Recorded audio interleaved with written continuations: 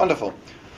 Okay, so last time we spent an entire lecture living on one element, working out how to derive basis functions on it and presenting the full definition of a finite element.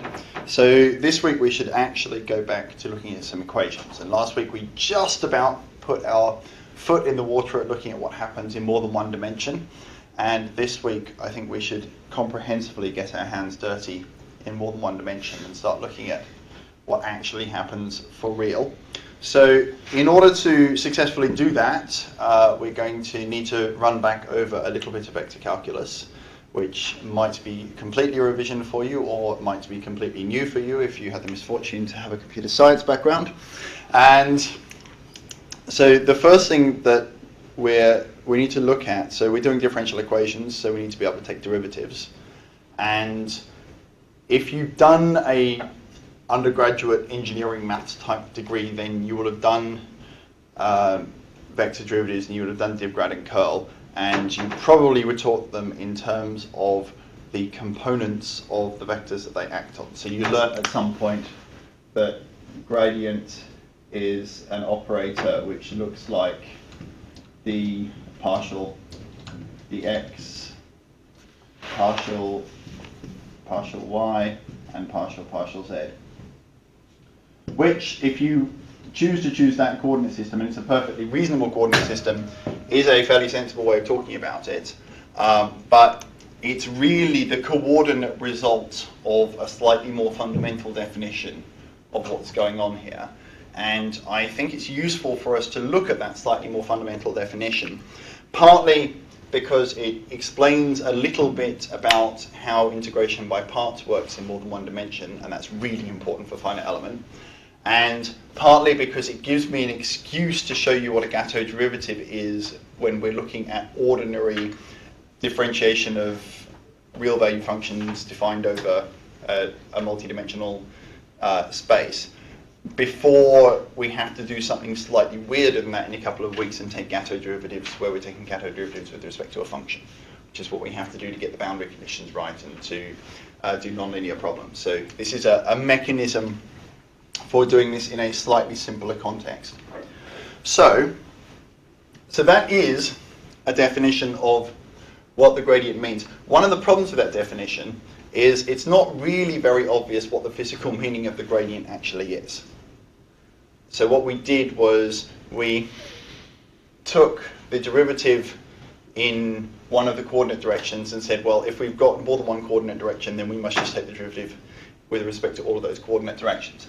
So if instead we go back to our first principles and say, okay, let's assume I've got a function f of x, and this is defined for x in some domain omega, which is what we always call our domain, and omega is some subset of Rn. So this is the familiar case that we started off doing right back at the beginning. And we want to ask ourselves, so what would the derivative of this be? And if you were paying attention during high school, then you would have learned that the derivative is the limit as h approaches 0 or epsilon or delta x, depending on which school you went to, of f of x plus h minus f of x divided by h. And so what you've effectively done in one dimension is you have said that I can draw a little triangle and the gradient is the slope of the line, and as I take the size of the triangle to 0, then I get the derivative. So this is beautiful and wonderful and suffers from one slight little problem. What's the left-hand side meant to be called? It also looks like it's f. That's an f. Should be the if you want. I'm actually just going to write df there because that's what people write when they write Gatto derivative. So if we, so the slight problem with this is that in order for that statement to make any sense whatsoever, h has to be a real number, in fact, a positive real number. Actually, no, it doesn't need to be positive, but it needs to be a real number. And so what I've just done is taken a vector in Rn and added it to a real number, which is a horrible sin. And what physically speaking, why is this a problem? Well, physically speaking, what's going on now is I now have a function of more than one dimension. So if we take the easy case and just say 2 dimensions, so I have a function defined over this table, and so for each point in this table I have a positive value, and so the contours of the imaginary land on top of this table are my function, and we're asking what the slope of that function is by attempting to go from where we are and perturb a little bit. And the problem we've got is I haven't told you which direction to go in. Right? That's what it means when we say that it doesn't make sense to add a scalar to a vector. Right? And with a vector, we always have to know which way to go. And so the answer is that, well, we could go in any direction.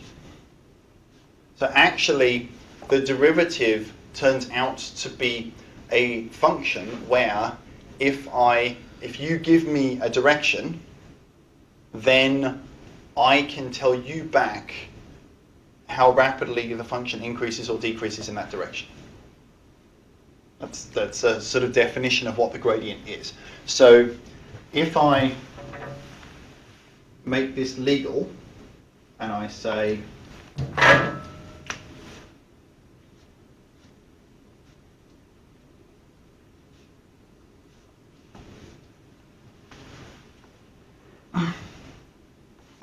like that, but then in order to write that there, then that's now a new parameter in my function. And really,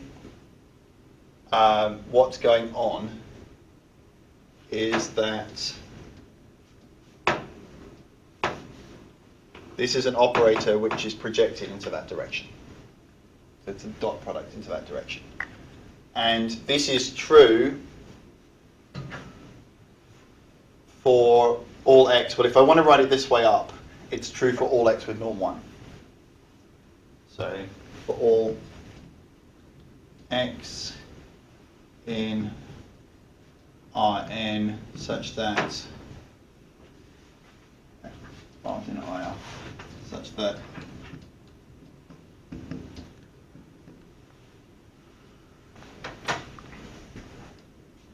you can muck around if you don't want that to be norm 1, but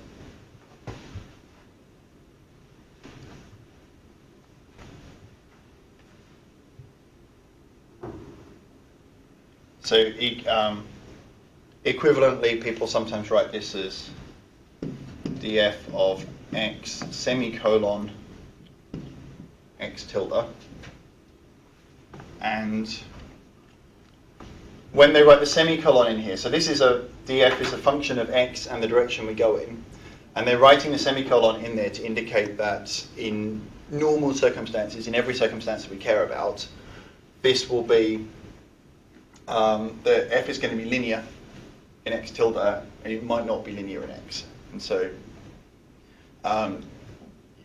if there were more than one parameter here, which is a situation we will see later on, then they'd be separated by commas. And if there were more than one parameter on this side, they'd be separated by commas. And the semicolon separates the possibly non-linear arguments from the arguments in which the function is guaranteed to be linear.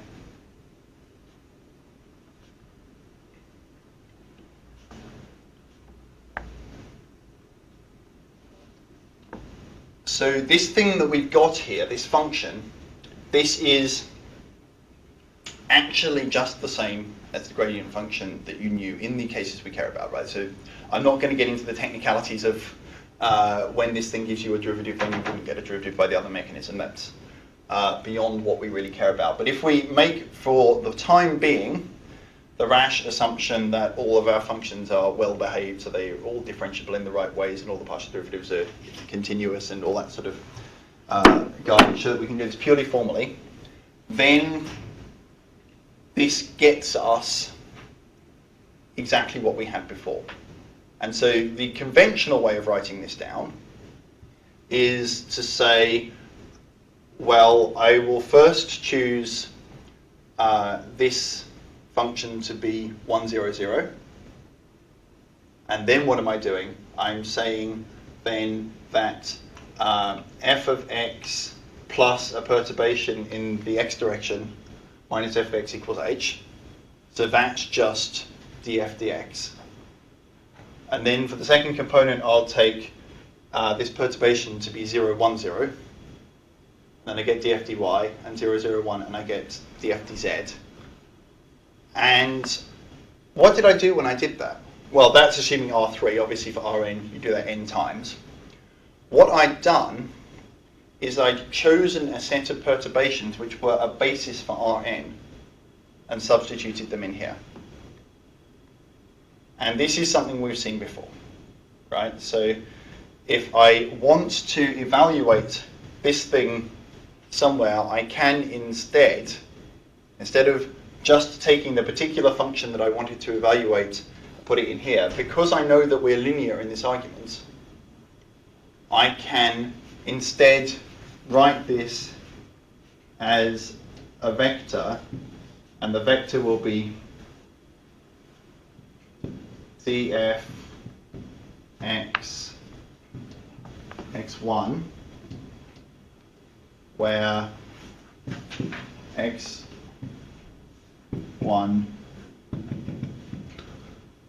is a basis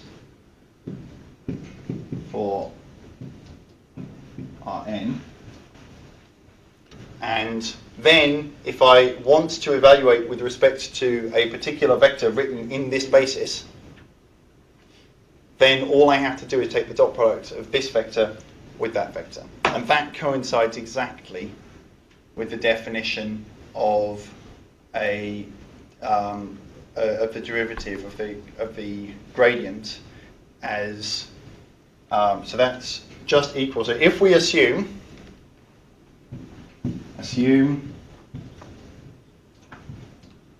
the conventional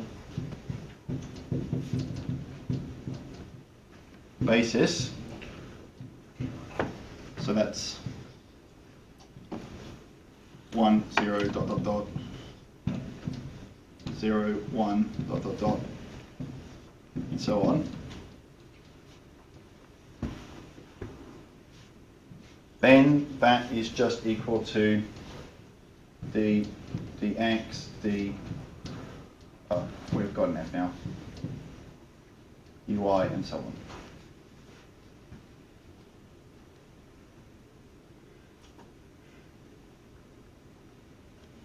So we did. So that's kind of just a nicety for these purposes. For the purposes of the rest of this lecture, if you want to just think that grad is this thing, you're not going to get. That's not going to cause you any troubles. The main reason I introduced this is to get you used to that idea, so that when we start doing this to take functional derivatives, it makes sense. Before we go on to divergence, I will do just one very brief example so that we can make that concrete.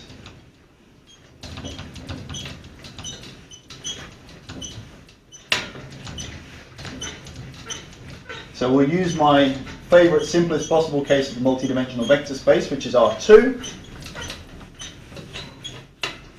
I apologize to the listeners at home if you're getting a massive amount of streaking off this board through the microphones, but you know, at least it's bigger than the one we had before. So let's say that f of x equals xy. So that's a pretty simple nonlinear function. And so what we would, so if we write down now, in fact I should probably behave myself and write that as x1, x2. And so now if we take the f x x tilde first, then that's just equal to f of x plus h x tilde minus f of x divided by h limit as h goes to 0.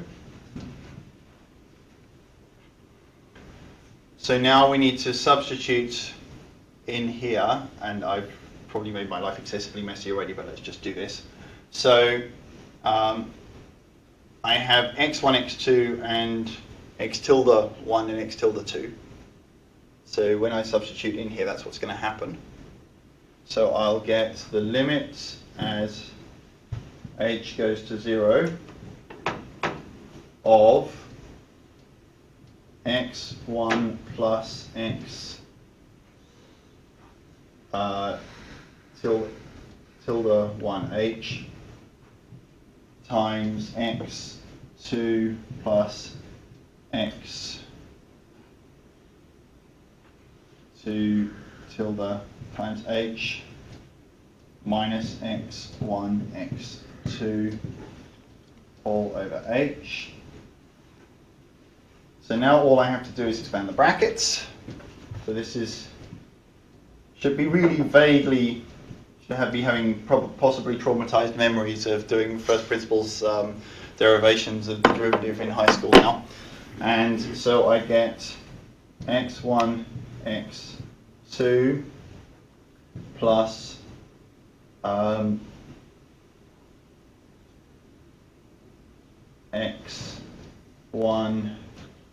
x2 tilde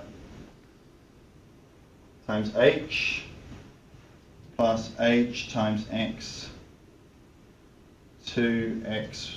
x1 tilde plus h squared x1 tilde x2 tilde minus x1 x2. That's all divided by h. So now I start cancelling things. So x1, x2 goes away because there's two of those. And I can divide through by h. So that goes away, that goes away, that goes away, and that goes away. And now I take the limit as h goes to 0. So there's no h's in there. So that term's unaffected. There's no h's in there. That term's unaffected. But that term's got an h in it. So as I take the limit as h goes to 0, that term goes away. And so this is equal to x1, x2 tilde plus x2, x1 tilde. And in order to convince ourselves that that is the same thing as when we did it the conventional way, all we have to do is substitute in the basis vectors to get back our gradient vector, right? So if we're writing out grad f in the conventional sense, then our first perturbation is the perturbation 1, 0. So that term is then 0 and that term is 1. So I get x2. And the second perturbation is the perturbation 0, 1. So that term's 0 and that term's 1. And so I get x1, which is what you probably would have expected if I'd got there.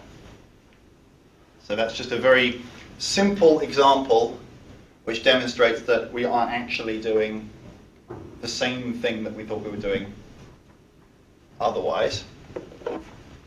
So now let's push forward in a reckless manner and look at divergence, and we're going to also define divergence in a slightly new and surprising manner. Once again, we're going to define divergence without reference to the coordinates. So the version of divergence that you learnt in primary school was that it was the sum of the gradient of the partial gradients. So the version that we're going to use here, it's the limit as h approaches 0. So I'm taking this from Marie and Colin and Andrew and my 2013 paper. I'll put the link on the website. So this is div of f of x is equal to the limit as h approaches 0 of 1 over ch, which I will define in a second, of the circulation integral over ch of yes, so in order for this to be divergence, for that to make sense, we're now talking about a f is a function which goes from Rn to Rn. It's a vector valued function. Right, that's the time that divergence makes sense. If you read the paper will explain to you in nice detail why n does not have to be equal to m, but for these purposes we'll just ignore that little detail and assume they are the same. And so this is equal to this dx. So what ch is a loop surrounding the point at which we are evaluating, and this limit, so h is the length of the loop, so this is a limit as the loop's length gets smaller and smaller and smaller. So if I'm evaluating divergence at some point, what I do is I take some loop containing that point. That loop can have whatever shape I like, and I'm going to evaluate. So now what's f now? If f is a function from Rn to Rn, that means that if we go back to R2 and I have my table, it's not that at each point in the table I get a height. It's at each point in the table I get a two-dimensional vector. So at each point of the table I get a direction and a magnitude, if you like. So if it helps to think about it, you can think of just having a velocity field. So I'm measuring how fast the substance is moving at each point on the table. There are other things that are vector quantities, but that's a good example. So this n is the normal vector. So what I'm measuring, what I'm integrating as I go around here is f dot n.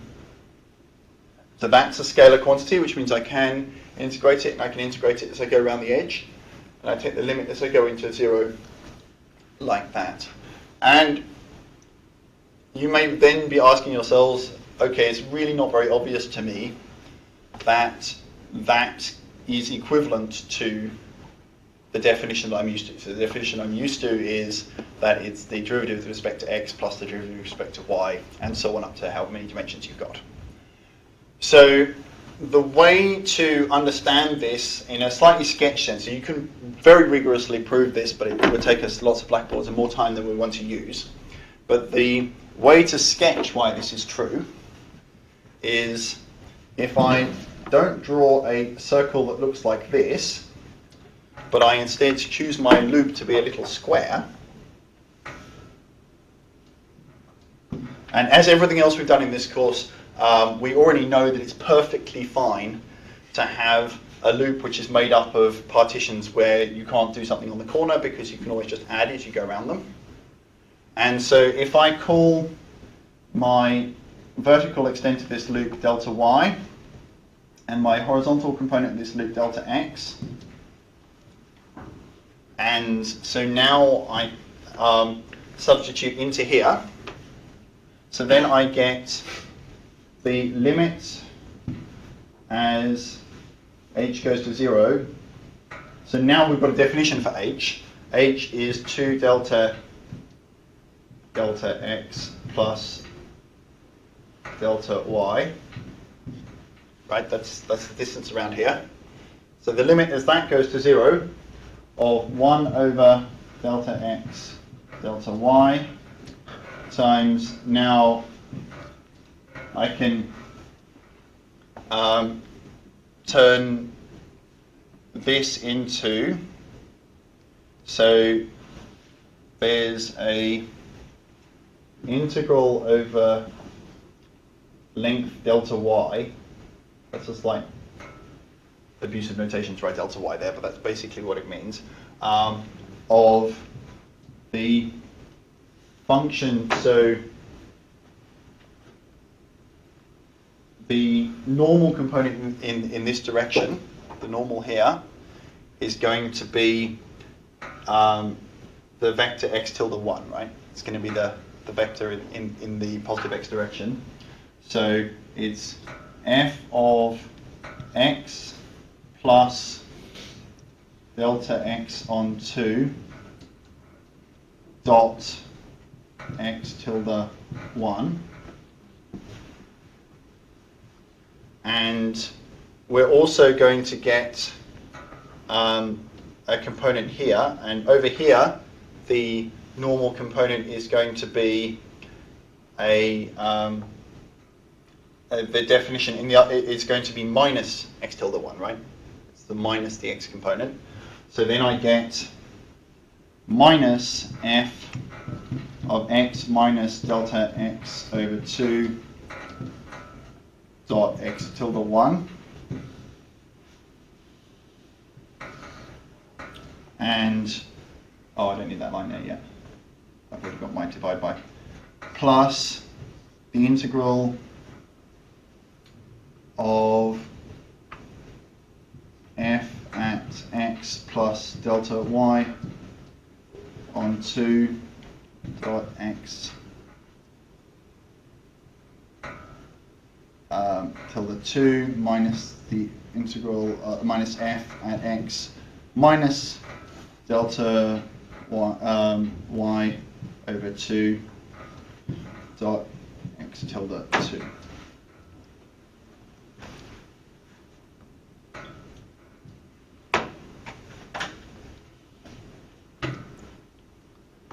And in fact, I can approximate that integral. So being slightly fast and loose with interchanging of integrals and limits, so assuming that everything is sufficiently well behaved, this is effectively the limit as delta y goes to 0, which is a limit I'm already in, of this thing times delta y. And this is effectively the limit of this times delta x. So now, if I take these out and cancel the times delta y with the times delta x here, and the times delta x with the times delta y there, what I get is this bit is divided by delta x, and this bit is divided by delta y. And so what's that? That's the limit as effectively delta x goes to 0, right? This limit forces both delta x and delta y to 0. So this term is the limit as delta x goes to 0 of f of x plus delta x on 2 minus f of x minus delta x on 2 in the x1 direction. So what's that? Just the gradient. Right, we're back to the original definition of the gradient in that direction. So that's delta f delta x1. You can write, or if you prefer, you can write, if you prefer to write grad f dot x tilde 1, that's the same thing, right? Plus the second one, which is grad f dot x tilde 2. So there's your, so then we get back to the conventional definition of divergence. However, by defining the divergence in that direction, in this direction, what we really immediately get is the divergence theorem, or Gauss's theorem, right? So if I write out some area and integrate the divergence over that area, and I use this definition of the divergence, then for my integral, what have I got? My integral is a sum over little boxes of whatever I'm integrating, right? That's the definition. And each of those little boxes is a circulation integral.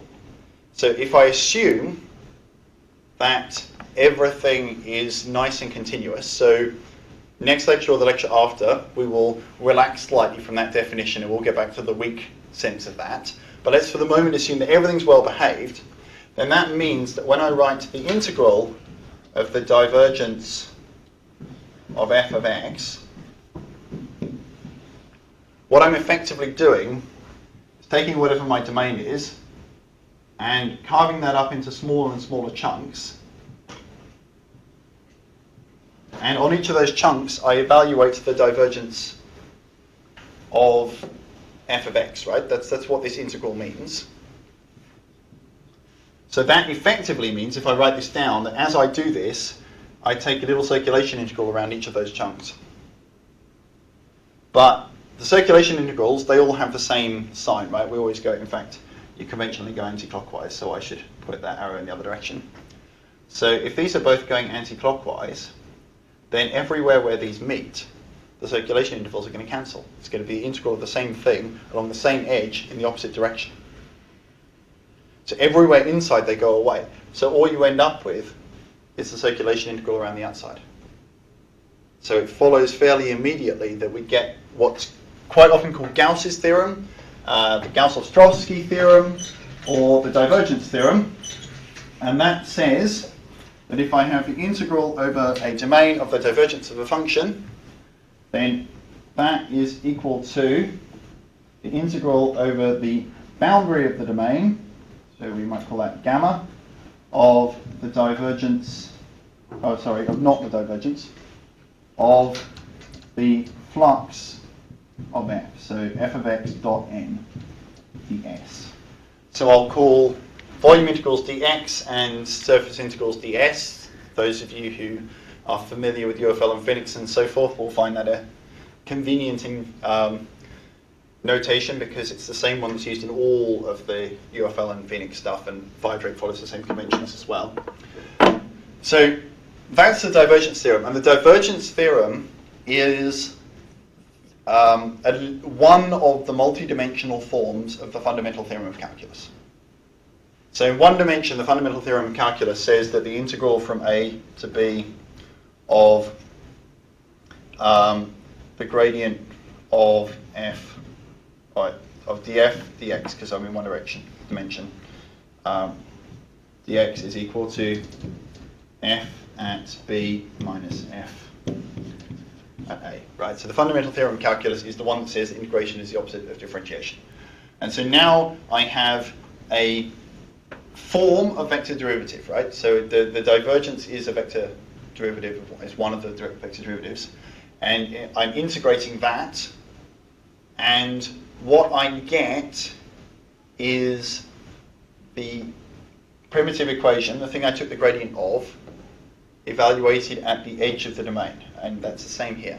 This is in one dimension, the edges of the domain are the points of the edge.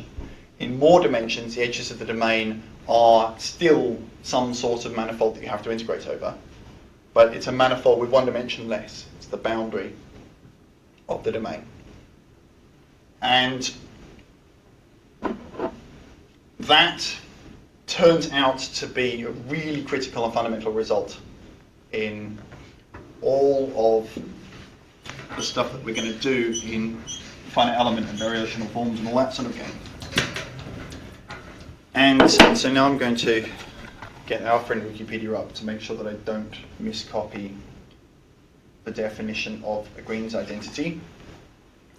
So one of the things we can get from this, so if you remember when we did the Poisson equation in one dimension,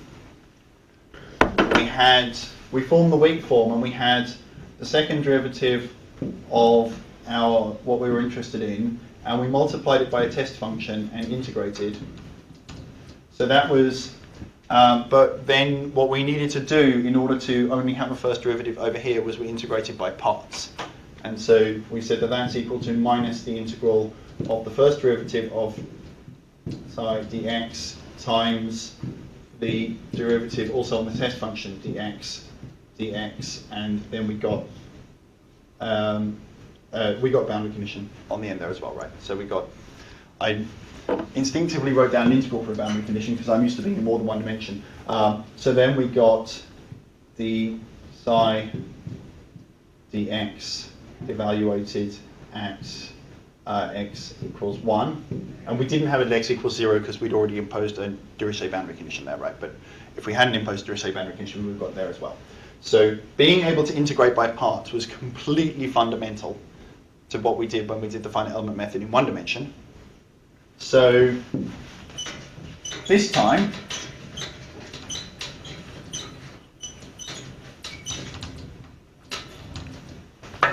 we'd like to be able to integrate by parts in more than one dimension, because if we can integrate by parts in more than one dimension, then we should be able to pull exactly the same tricks in more than one dimension to get the finite element method that we did when we did it in one dimension. And it turns out that this is the thing that enables us to get integration by parts. So the way we do this is we make an appropriately clever choice for what to put into,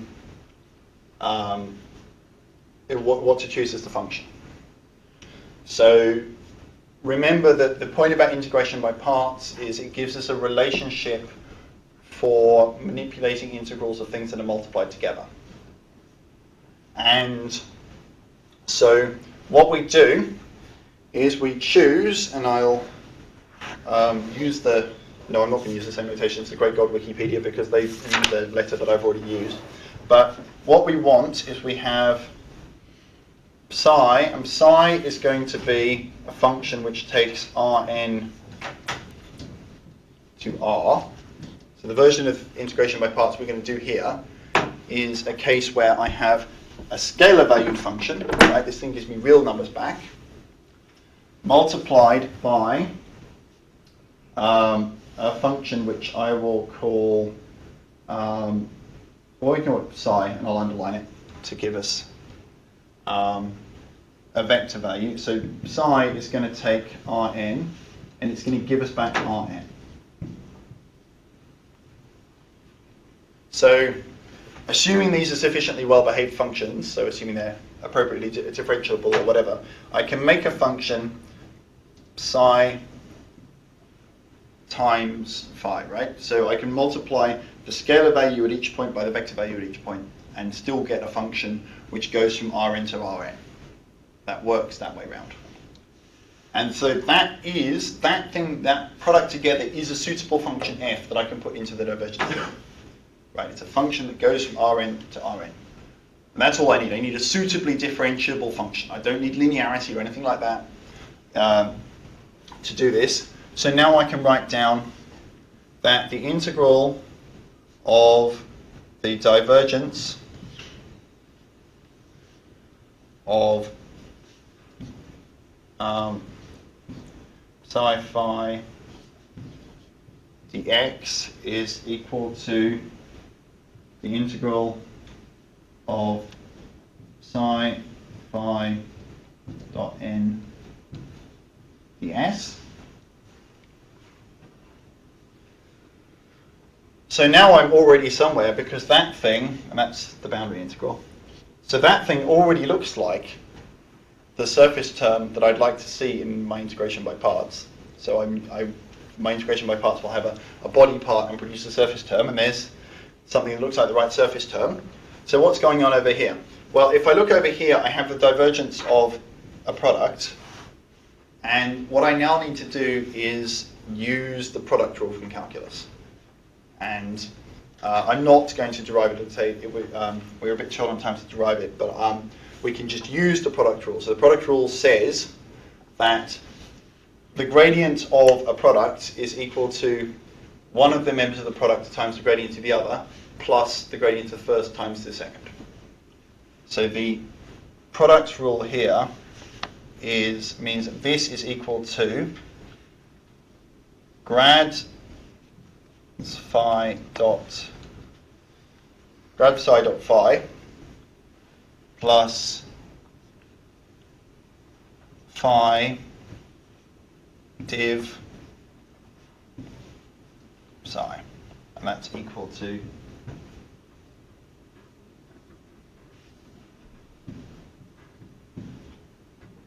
the same thing we had before, and that's still an integral dx.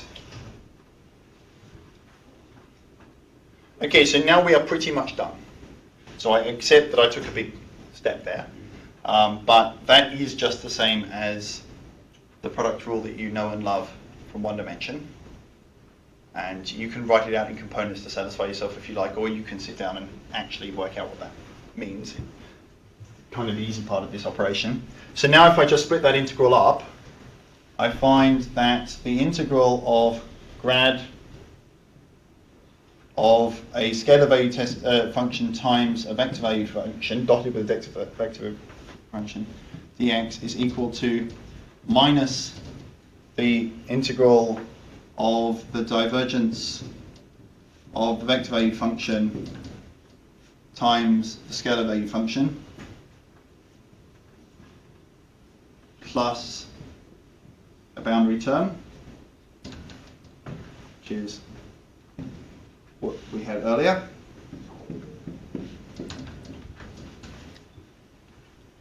So that's integration by parts, right? I have a gradient of something times another function, and I can move the gradient onto the other function. That's what happens in integration by parts. And I can obviously write it the other way around. If I had a divergence, then I just swap those two around, and life's great.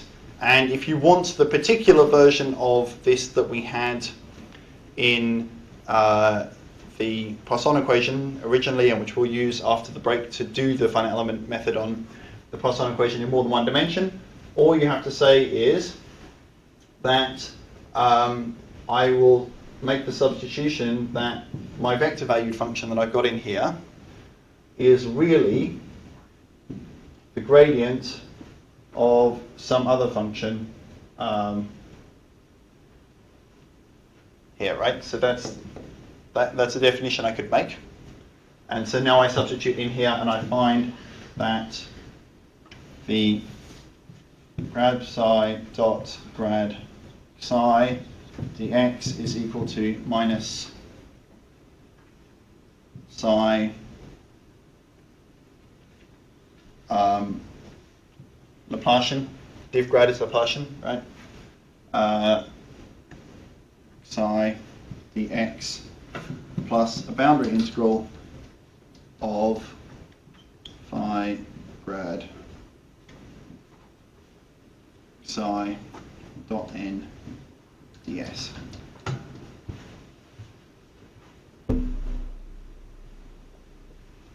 And I'm going to take a break now. We'll come back and examine what that means after the break, because actually we've pretty much just done the finite element method by accident.